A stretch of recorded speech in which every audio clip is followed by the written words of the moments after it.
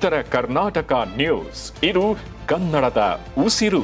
ಇನ್ನು ಟಾಕ್ಸಿಕ್ ಚಿತ್ರ ಬಿಡುಗಡೆ ಹಿನ್ನೆಲೆ ಬೀದರ್ನಲ್ಲಿ ಅಭಿಮಾನಿಗಳ ಸಂಭ್ರಮಾಚರಣೆ ಜರುಗಿರುವಂತದ್ದು. ಗಡಿ ನಾಡು ಬೀದರ್ನಲ್ಲಿ ರಾಕಿಂಗ್ ಸ್ಟಾರ್ ಯಶ್ ಅಭಿನಯದ ಟಾಕ್ಸಿಕ್ ಕ್ರೇಜ್ ತುಂಬಾ ಜಾಸ್ತಿ ಇದೆ. ನಗರದ ಬಸವೇಶ್ವರ ವೃತ್ತದಿಂದ ಸ್ವಪ್ನ ಮಲ್ಟಿಪ್ಲೆಕ್ಸ್ ವರೆಗೆ ಕನ್ನಡ ಧ್ವಜದ ಭವ್ಯ ಮೆರವಣಿಗೆ ಜರುಗಿರುವಂತದ್ದು. ಡಿಜೆ ಹಾಡುಗಳಿಗೆ ಹೆಜ್ಜೆ ಹಾಕಿದ್ದಾರೆ ಯಶ್ ಅಭಿಮಾನಿಗಳು. ಮೆರವಣಿಗೆ ಉದ್ದಕ್ಕೂ ಕನ್ನಡ ಧ್ವಜ ಹಿಡಿದು ಯಸ್ ಫ್ಯಾನ್ಸ್ ಸಂಭ್ರಮ ಜೈಕಾರ ಕೂಗಿ ಸಂಭ್ರಮಾಚರಣೆಯನ್ನ ಮಾಡಿದ್ದಾರೆ. ಕೈಯಲ್ಲಿ ಕನ್ನಡಾಂಬೆ ಧ್ವಜ ಹಿಡಿದ ನೂರಾರು ಅಭಿಮಾನಿಗಳು ಕನ್ನಡ ಪರ ಹಾಗೂ ಯಶ್ ಪರ ಘೋಷಣೆ ಕೂಗಿದ್ದಾರೆ. ಡಿಜೆ ಸೌಂಡ್ಸ್ಗೆ ಅಭಿಮಾನಿಗಳು ರಸ್ತೆ ಉದ್ದಕ್ಕೂ ಕುಣಿದು ಸಂಭ್ರಮಾಚರಣೆಯನ್ನ ಮಾಡಿದ್ದಾರೆ. ಸ್ವಪ್ನ ಮಲ್ಟಿಪ್ಲೆಕ್ಸ್ ಮುಂಭಾಗದಲ್ಲಿ ಪಟಾಕಿ ಸಿಡಿಸಿ ಸಿಹಿ ಹಂಚಿ ನೆಚ್ಚಿನ ನಟನ ಸಿನಿಮಾಗೆ ಅಭೂತಪೂರ್ವ ಸ್ವಾಗತವನ್ನೇ ಕೋರಿದ್ದಾರೆ. ಇನ್ನು ಕನ್ನಡ ಧ್ವಜ ಹಿಡಿದು ಮೆರವಣಿಗೆಯಲ್ಲಿ ಭಾಗಿಯಾಗಿದ್ದಾರೆ ನೂರಾರು ಯುವಕರು.